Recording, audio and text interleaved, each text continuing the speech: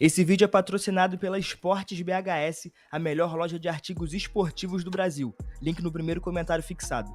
Meus amigos, mais um jogo da seleção brasileira e mais uma atuação no mínimo preocupante. 2-1 no Chile, e eu acho que a melhor forma de sintetizar esse jogo aqui nesse começo é falar que mais importante do que o desempenho apresentado, o que realmente sobra pra gente comemorar hoje é o resultado que o Brasil construiu, mas ainda assim com ressalvas, tá? Bom, vamos falar um pouco mais sobre esse jogo aqui, eu tô gravando isso logo depois da partida acabar, nesse formato um pouco mais diferente. Seja bem-vindo ao Analisando o Jogo, seu espaço de análises e história sobre o esporte. Vambora. Bom, então vamos começar falando sobre o primeiro tempo do Brasil, que foi sem dúvidas o ponto baixo da seleção nessa partida. Mesmo contra um Chile que é muito frágil, um dos piores times das eliminatórias, o Brasil não conseguiu se sobressair, especialmente nos primeiros 20 minutos da primeira etapa, onde não produziu nada. Era um time muito inseguro, que não conseguia progredir e que mostra claramente uma falta de identidade. Eu vou acabar reaproveitando o discurso que eu usei no vídeo do Tite, porque o Brasil sofre muito daquilo que eu falei sobre o treinador. Hoje, a seleção brasileira é um time que a gente não sabe exatamente o que esperar dela. Na verdade, a gente até sabe o que esperar. Diante da nossa expectativa, a gente sempre espera que o time entregue ou que o time já vá mal, né? Muito disso se vê hoje entre os torcedores do Brasil.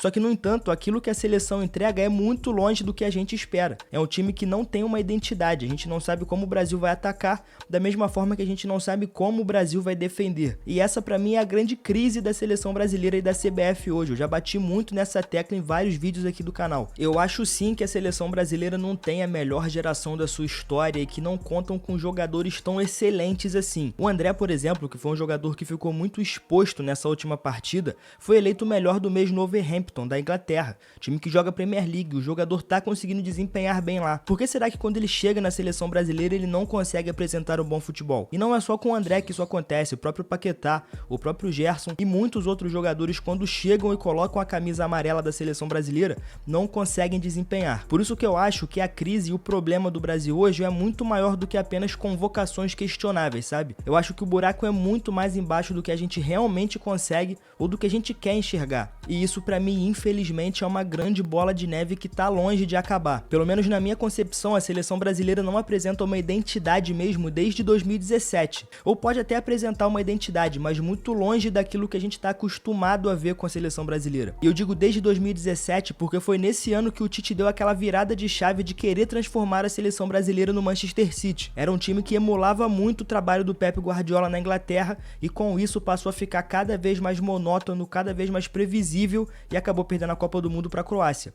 Depois disso, o Brasil passou por uma sucessão de treinadores com ideias diferentes e que não conseguiam colocar o seu estilo de jogo em campo. É um trabalho que está sempre mudando, é um carro que está sempre trocando o pneu em andamento e, claro, nunca vai conseguir chegar a lugar nenhum dessa forma. Por isso que na thumb desse vídeo está escrito que o Hexa ainda não é a realidade, porque por mais que seja uma vitória muito importante para a seleção brasileira, eu vou falar mais sobre isso no fim desse vídeo, eu ainda não acho que o Brasil esteja no seu melhor momento ou que evoluiu bastante para ser colocado como um dos favoritos da próxima Copa do Mundo. Bom, e você que tá vendo o vídeo agora pode pensar, pô, mas se o assunto for ciclos ruins, a seleção de 2001 teve um ciclo tão péssimo ou pior do que esse, mas ainda assim foi campeã mundial em 2002. Só que eu acho que aqui tem uma grande diferença em relação à expectativa da geração, coisa que eu falei lá no começo do vídeo. Eu acho que por mais que aquela seleção não tenha vencido a Copa América, tenha sido eliminada por Honduras inclusive, e tenha feito um ciclo muito ruim, eu acho que a expectativa do que ela poderia entregar era muito maior e muito mais confiável do que essa. Naquela seleção, por mais que o rendimento estivesse abaixo, você tinha Rivaldo, Ronaldo, Roberto Carlos, Cafu, Marcos, enfim, uma seleção literalmente em campo. Hoje com o Brasil você não vê isso. Você não tem um histórico confiável dos jogadores que estão em campo. E mais uma vez, isso se constrói com o tempo. Você precisa de estabilidade para construir isso, coisa que o Brasil infelizmente não oferece aos atletas. Você não tem um ambiente estável e confiável dentro da CBF que possibilite os jogadores a criarem essa casca e a se conectarem com o torcedor brasileiro. Bom, e aproveitando que a gente está falando da instabilidade da CBF, dessa troca constante, eu acho que chegou no momento de falar sobre Dorival Júnior treinador que, na minha opinião, não é o treinador certo para a seleção brasileira, tá? Eu concordo que ele seja um bom treinador, fez bons trabalhos recentemente, principalmente no Flamengo. No São Paulo ele também fez um sólido trabalho, foi muito bem lá, mas eu acho que ele não é o nome mais confiável e que realmente vai nos levar até o Hexa. Dorival Júnior é limitado, a gente percebe isso na forma como ele tá conduzindo esse ciclo. Algumas declarações muito questionáveis, algumas convocações que também deixam a desejar,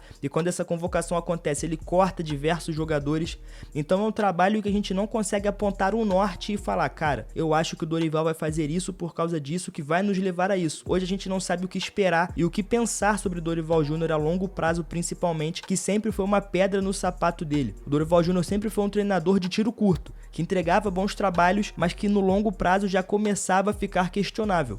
Muita gente apontava inclusive que a Copa América de 2024 poderia ser o grande acerto da seleção brasileira com Dorival, mas que no caso se provou um grande fracasso. E da mesma forma que eu entendo quem defende a demissão do Dorival, eu também entendo quem pede para que ele fique, porque o mercado de treinadores está muito escasso atualmente. A grande pergunta que paira aqui é, se o Dorival sair, quem vai treinar a seleção brasileira? Bom, e para responder essa pergunta eu trouxe alguns nomes aqui que em algum momento já estiveram nas conversas sobre treinar a seleção brasileira. Bom, vamos começar aqui então com Pepe Guardiola, o grande sonho de muitos e que muitas pessoas acreditam ser o melhor treinador do mundo e o da história. Eu estou incluso nisso, mas eu sinceramente acho que o Guardiola não daria certo na seleção brasileira. E eu acho que o motivo disso são as coisas que eu falei anteriormente. A seleção brasileira é uma bagunça e eu acho que acima disso a falta de humildade da CBF. Eu acho que a confederação ainda não entendeu que talvez o mercado de treinadores brasileiros esteja ultrapassado. E tudo bem nisso. Chegou a hora de mudar, chegou a hora de trazer um novo treinador, alguém com uma visão de fora que possa ajudar aqui no interior. Mas eu acho que isso nunca vai acontecer, pelo menos não tão cedo. Além disso, o trabalho do Guardiola é um trabalho muito do dia a dia.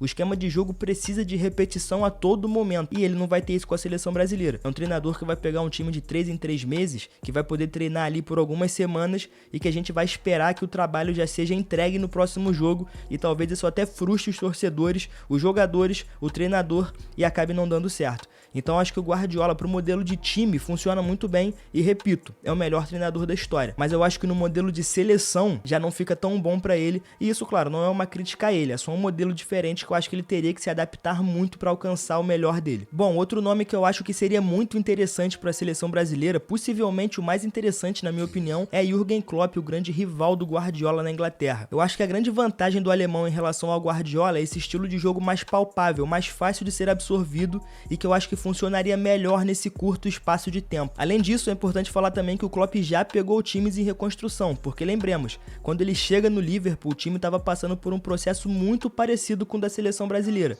tentando vencer e não conseguindo, dependendo muito de Philippe Coutinho, e ele pegou o time de uma forma e entregou de outra, com o campeonato da Premier League e uma Liga dos Campeões. Então acho que seria um nome muito interessante para o comando da seleção brasileira, assim como o Carlo Ancelotti, que possivelmente é a escolha perfeita para o Brasil, só que acabou não acontecendo, né? Na verdade não teve quase nada em relação a ele aqui no comando da seleção. Mas enfim, eu acho que os prós do Ancelotti são os maiores aqui dessa lista. Ele tá acostumado a trabalhar com jovem, tá acostumado a trabalhar com brasileiro, potencializou muito o Vinícius Júnior e é um treinador muito flexível. Você percebe que o Ancelotti não tem problema em jogar de uma, duas, três maneiras dentro do mesmo jogo. Eu acho que isso falta muito para a seleção brasileira. De novo, eu vou bater na tecla da falta de identidade e eu acho que o Ancelotti, com sua versatilidade, conseguiria impor isso de forma muito rápida, sabe? Além de ser um treinador histórico, extremamente respeitado e que já tá acostumado com o elenco que a seleção brasileira tem ali para oferecer. E por fim aqui eu falo do Mourinho, que na minha opinião não seria um bom negócio pro Brasil. E eu não falo aqui nem em relação ao estilo, que eu também tenho minhas ressalvas, é um estilo mais defensivo, que eu acho que não é o que o momento pede,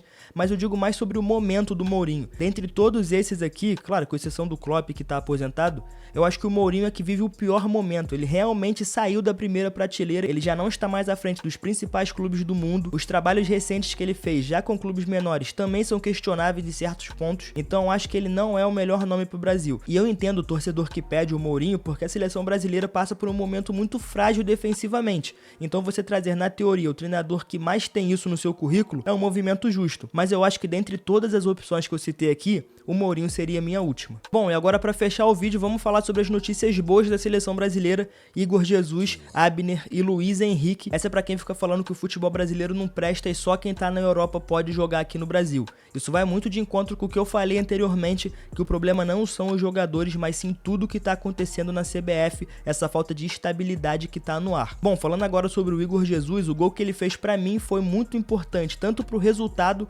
quanto pro momento da seleção, especialmente pra camisa 9, pra posição de atacante, de centroavante. Eu não acho que o Igor Jesus mereça ser o titular da seleção, o meu discurso aqui não é esse, mas o que eu acho é que foi muito interessante ver essa chama da busca pela titularidade ser reacendida, porque antes a gente tinha o Richarlison que não conseguiu render o esperado, e depois a gente teve um Endrick que também não conseguiu render, mas ainda tem só 18 anos. Então você tem um Igor Jesus, que é um jogador jovem, que tem muita vontade e que já chegou fazendo gol, eu acho que é importante para fazer que essa competitividade volte ali nessa posição da seleção brasileira. Além disso, falando também sobre o Luiz Henrique, que é do Botafogo, entrou, fez o gol e ajudou muito a seleção brasileira, até porque sem o gol dele não teria os 3 pontos na tabela. Mas eu acho que mais do que isso, é outro jogador que também traz uma chama naquela disputa ali da ponta, sabe? Por mais que ele naquela posição a gente tenha muita opção, desde sempre foi assim, o Brasil é um país que produz muitos jogadores do lado de campo, a presença do Luiz Henrique é muito importante para essa competitividade entre os jogadores ali, até porque já passaram muitos que não conseguiram se firmar, Antony, David Neres, o próprio Rafinha, que tá fazendo uma boa temporada no Barcelona, mas não consegue atuar da mesma forma no Brasil. Então acho que você ter um jogador que se diferencia do resto e já consegue ser decisivo é muito importante para a posição. Bom, e fechando aqui eu vou falar do Abner, que teve uma ótima partida, uma ótima atuação e que também liga um alerta pro Dorival e dá essa dor de cabeça boa pro treinador, né? Porque falando de um modo geral, possivelmente a lateral hoje é a posição mais escassa do futebol.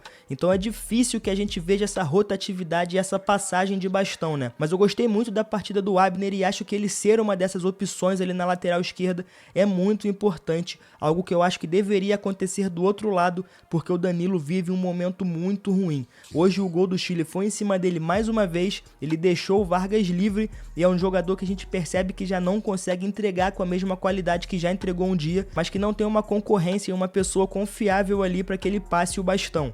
Eu acho que a presença dele seria muito mais importante fora de campo, como um líder ali no banco, do que propriamente dentro das 4 linhas jogando. Bom, eu fecho esse vídeo aqui falando aquela frase que eu já falei no começo, muito mais importante do que o desempenho hoje foi o resultado. O Brasil precisava dessa vitória e aqui eu não falo nem só sobre a tabela, tá? Eu falo no sentido de dar ânimo ao time, de levantar a autoestima e mostrar que o Brasil ainda pode competir, mesmo que seja com um adversário frágil contra o Chile. Mais uma vez, o desempenho foi bem ruim, foi bem questionável e eu ainda acho que nós temos que ter o pé no chão em relação às eliminatórias e à Copa do Mundo. Eu não acho que o Brasil chegue no Mundial como favorito e se não fosse essa expansão das vagas, eu até mesmo teria minhas dúvidas se o Brasil se classificaria para a Copa. Mas enfim, já é uma evolução se a gente comparar com os jogos anteriores e a gente espera que os próximos sejam melhores ainda. Mas e você? O que você achou desse jogo? Deixa aqui no comentário a sua opinião. Gostou da escalação do Dorival? Não gostou? Quem você acha que deve sair? Quem você acha que deve entrar? Eu quero te ouvir. Vamos debater aqui nos comentários. Além disso, não esquece de deixar o like, se inscrever, ativar a notificação e, claro, conferir o link da Esportes BHS aqui no primeiro comentário fixado. Esse foi o Analisando o Jogo, seu espaço de análises e história sobre o esporte. Até a próxima.